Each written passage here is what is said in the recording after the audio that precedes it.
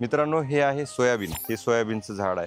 कारण सोयाबीनबद्दल खूप सारे गैरसमज सुद्धा आहेत की सोयाबीन खाल्ल्याने थायरॉइड वाढतं, सोयाबीनमुळे मेल कॅरेक्टर्समध्ये इस्ट्रोजिन वाढतं. तर हे सगळे मिथ आहेत.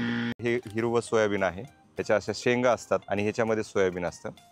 हे डायरेक्ट ग्रीन पण खाऊ शकतो तुम्ही, कारण सोयाबीनमध्ये फायटोइस्ट्रोजिन असतं, परंतु हे ह्युमन इस्ट्रोजिनपेक्षा 1000 पटीने कमी काम करतं. त्याच्यामुळे ते मिथ आहे. सोयाबीन तुम्ही खाऊ शकता. सोयाबीनमध्ये जवळजवळ 50% प्रोटीन असतं. त्याच्यामध्ये काही असे फायटोन्यूट्रिएंट्स आहेत जेणेकरून इम्युनिटी वाढवतात, कोलेस्ट्रॉल कमी करतात. जवळजवळ 9 इसेन्शियल अमायनो ॲसिड्स त्याच्यामध्ये असतात आणि सोयाबीनमध्ये फायबर आहेत. ओमेगा 3 सुद्धा. सोयाबीन हे थायरॉइडमध्ये सुद्धा 1 ते 2 सर्विंग खाऊ शकता.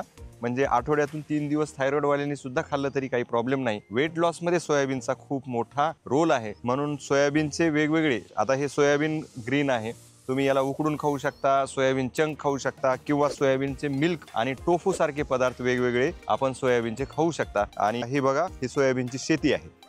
आणि अशाच सायंटिफिक इन्फॉर्मेशनसाठी मला फॉलो करायला विसरू नका.